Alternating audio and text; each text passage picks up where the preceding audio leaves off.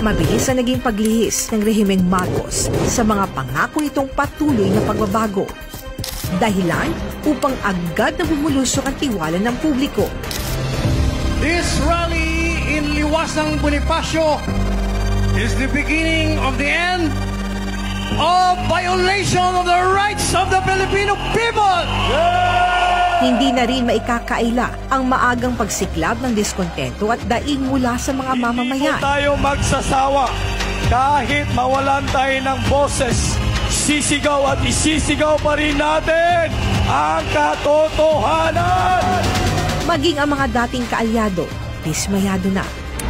Kami ang nagluklok sa inyo sa kapangyarihan. Dahil ang Pilipinas ay pagmamayari ng Diyos na may kapal. Sana hindi tayo kinakalimutan. Sila lang yung bumangon eh. Ito po ay para sa bansa. Diyos!